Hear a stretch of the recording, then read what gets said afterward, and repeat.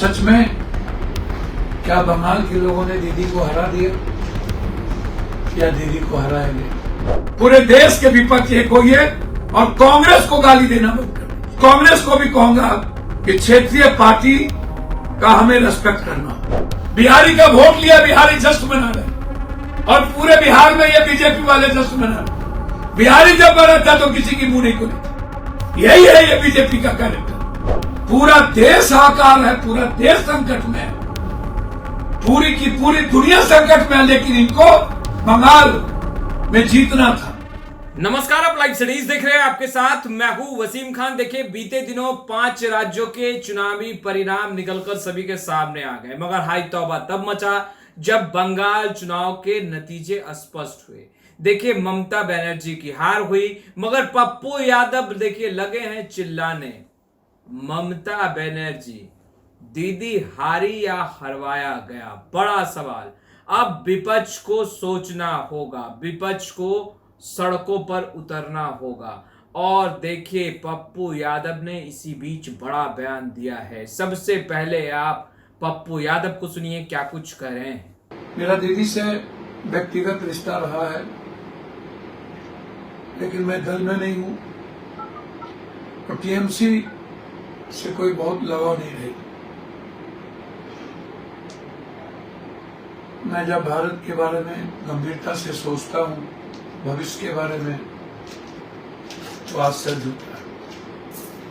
सच में क्या बंगाल के लोगों ने दीदी को हरा दिया या दीदी को हराएंगे? 1 बजे पहले से प्रोडक्शन, इतना ओवर कॉन्फिडेंस, अन्य जगहों क्यों नहीं था? मैं बार बार कहता हूं कि अमित शाह जी की अपना प्रोडक्शन है, अपना काम करने का तरीका है। पूरी भारत से सबको टिकट देके ले जाना, 27 लाख वोटर लिस्ट से नाम काट देना, 91 लाख एसआईआर कर देना।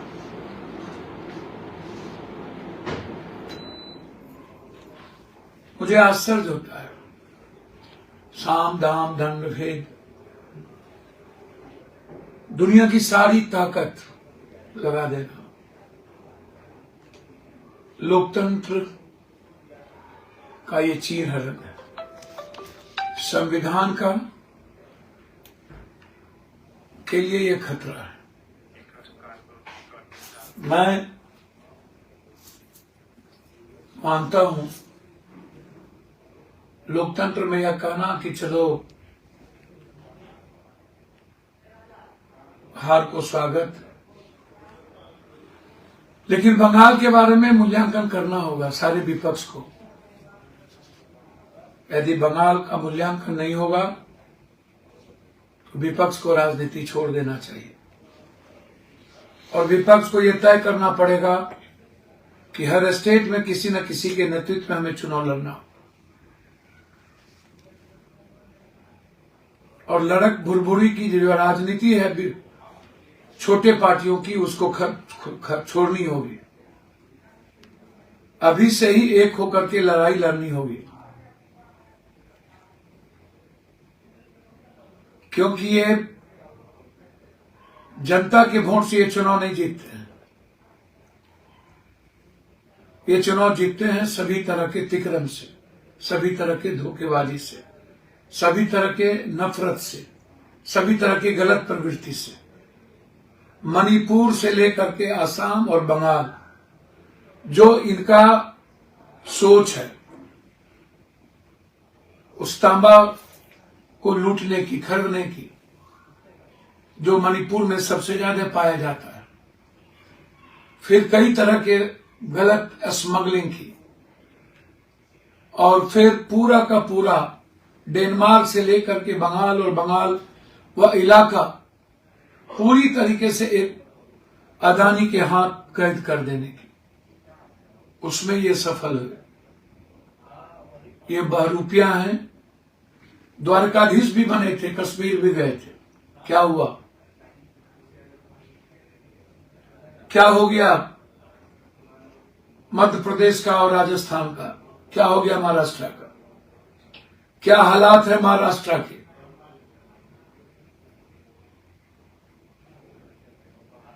दो व्यक्ति के अहंकार की जीत है ये। यह जीत इस देश के लोकतंत्र के लिए सबसे बड़ा हार है।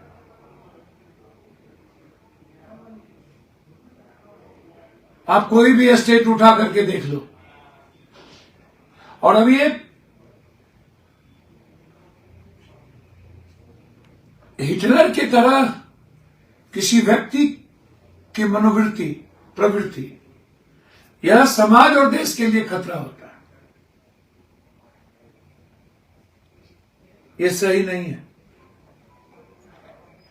हम रहे या ना रहे, राजनीति करें या ना करें,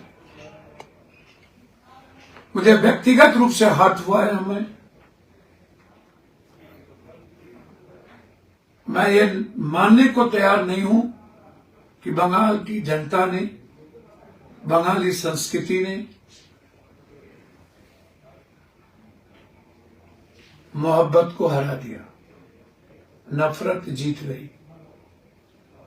उद्योगपति पूंजीपति की ये जीत है, बंगाल की संस्कृति की ये जीत है, हार है। बंगाल के संघर्ष की हार है, बंगाल के विकास की हार है। कोई एक स्टेट बता दो जहां एक फैक्ट्री लगी हो। इसीलिए मैं सिर्फ इतना कहूंगा इस देश की जनता से, सोचिएगा, गैस संकट में, तेल संकट में, घर संकट में, महिलाएं संकट में, रुपया संकट में, डॉलर संकट में, देश संकट में, विदेश ताकत संकट में, बस इन्हें जीत का जश्न मनाना है। इन्हें कुछ नहीं करना है, चाहे जितना पैसा, जितना डीजल और पेट्रोल का दाम बढ़ा देना है, इन्हें जश्न चाहिए। अब सोचिएगा, आपके पैसे पर ये जश्न मनाता है, कितनी तकलीफ होगी। क्या ये जश्न है? चारों तरफ हाहाकार, मणिपुर में बच्चियों के साथ बलात्कार, पूरा का पूरा डेनमार्क का टापू दे दिया अदानी को, पूरा करोड़ों वृक्ष काटे जा रहे हैं। क्या ये जश्न है? चारों तरफ महंगाई, हर लोग परेशान, और भी लोग जीते हैं। कहां जीते आप? कैथो सीट जीते? केरला में 102 कांग्रेस जीती। कहां इस तरह की बात करते? तमिलनाडु में अभी भी एक हीरोइज्म कैरेक्टर का जीत हुआ, उसमें डीएमके भी आ गए। आप कहां हो? बस बंगाल, बंगाल, और कहां हो आप? विपक्ष भी जीता है और लोग भी जीते हैं 5 में,